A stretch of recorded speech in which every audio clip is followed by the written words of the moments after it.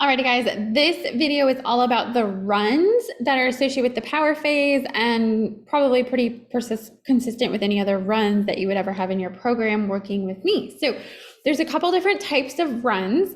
And again, these can, especially talking about intervals. Most of them are intervals. Some will just stay steady state. So let's talk a little bit about what that is. Steady state is just you get to a pace, usually in like a target zone 3, 4-ish, where your heart rate's, in the high 140s up to, mid to upper 150s, and it's a pace you could just hold. That's steady state. So that can be good once you have a good base of running. So if you're not at a point where you can run comfortably, where it feels easy for a sustained period of time, which is totally okay. Not everyone is, and not everyone has to be by any means. Then I recommend the interval workouts. And there's 2 different kinds of interval workouts. And then this isn't also to say that if you are a steady state runner that you can't do the intervals, because interval training is an awesome way to improve your steady state speed.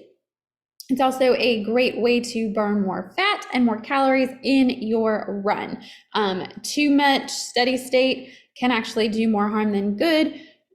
Odds are not very high that you would hit that level, but interval training, just like with weight training, just like with HIIT, can be used in running and run and walking, and it's really effective at improving pace, improving fitness in less time, and promoting fat loss. So let's talk about intervals. I've used 2 different types here for this power.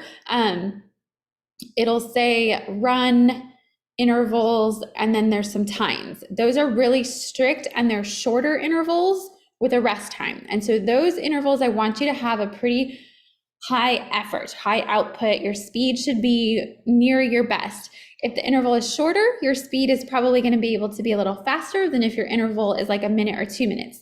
I would expect there to be some kind of difference between your speed, but that's kind of more of an advanced ability when it comes to running and training, is fine-tuning that speed and hitting it. So it's okay if yours are all kind of all over the place while you're learning. The biggest thing is just that there's a difference between the easy and the hard. Okay, so if that means you are jogging, totally fine. If that means you are running faster, totally fine. You're not going to sprint for 2 minutes, obviously, but I did put in a special like 30-second sprint add-on separate workout that you could put on any of the other run intervals, or even just any kind of cardio that you do, whether it's walking, biking, elliptical, treadmill, inside, outside. So you also have the flexibility to do these on the treadmill because I put it all in time. And you could also move these around in your calendar depending on what you have. Just in the comments, make sure you record your speed. You could put total distance as well, so that's something you can track too. You could also log it separately as a cardio event and put in your distance that way if you want Trainer Eyes to accumulate your distance. So let me say that again. In the comments of the workout, put the speed, or when you're inputting your, like what you did, put the speed you hit if you know what it is. If you're on the treadmill or you look back at your watch, you can put it either in the workout or in the comments. That doesn't matter. You can also put the distance there, but if you want Trainer Eyes to accumulate your distance over time, like keep track of your distance, so you would get like 50-mile badges, 100-mile badges, etc., or time, it does time as well. Record it separately as a cardio activity. So it would still count as your workout, but then you can also get Trainer Eyes to keep a log of your time and distance. So you just manually input that, which it should be pretty self-explanatory. So the other intervals you'll see, for those of you who have only runs in your power phase, you have one of the shorter, faster kind of intervals, and then one of this one, I must say, it's more of a tempo style. So it's definitely going to train a little bit more anaerobic, but the intervals are nowhere near as short. Everything is more than 5 minutes, but it's still, again, kind of getting comfortable and playing with a pace. And it can be walking, it can be jogging. It's going to err more on the side of a steady state ability, meaning that you can go for 20, 30 minutes without needing to break. So those of you who have opted for like a 1-and-1, 1 hit, 1 run, I did put some of these longer ones in there, but we can change it if it's not comfortable. Like, I mean, comfort, relative.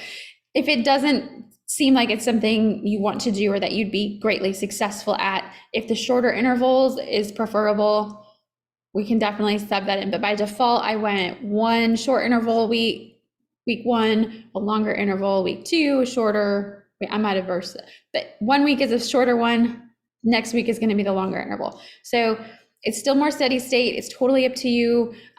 You have all of the runs for the whole program in your kettlebell tab. So that being said, if you find one that you really liked, or you know that you tried one and it was like, no, I don't want to do another one like that, it's in your kettlebell tab. So you can just go to the kettlebell tab, find the different run. Let me know again when you're doing a setup on the weekend, see what workouts are coming up. That's a good time to ask me questions, because most of you, the run is not on Monday. Some of you it is, but most of you it's not. So that way it gives you time to say, hey, Heather, what should I swap out? Or if you just want to go ahead and swap it out, you pick, by all means, go ahead and do that, but just then delete the other one so it doesn't count against your high compliance score, if that makes sense. If you need help, let me know. I'm here to help, but I'm super excited for you to run.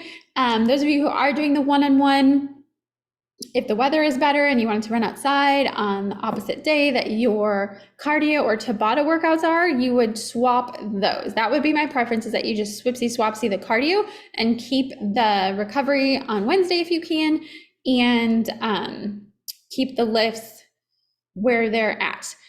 So if you've got questions on that, again, let me know, but I'm excited for you. I know that I can't say like I love running and I'm not a runner, but I enjoy how I feel when I'm running, when it's not too hot and when it's not too cold. I would say I'm a Goldilocks runner for sure, but I do know I usually feel the best in my body. Just make sure, especially if this is new or you haven't been doing this in a while, that you are stretching. So I did put in stretches. I did put in a warm up in every run. Don't miss it. Skimping is one thing. But don't miss it. Don't miss it. You're going to feel it later. We don't want to catch up with any kind of crunch knees, shin splints, hip, back stuff. So again, if you've got questions and if you need to work up even more from where the starting point, if the starting point that I put in is still a little high, let me know, and that's okay. I went with what I would do and what I would look for. But again, one size doesn't fit all, and it doesn't have to. There's nothing wrong with starting with a 20-minute interval combo or a 20-minute tempo. I started everything right at 30 just because that's the time of workout we've been using. So if you've got questions, let me know, but I'm super excited and have fun.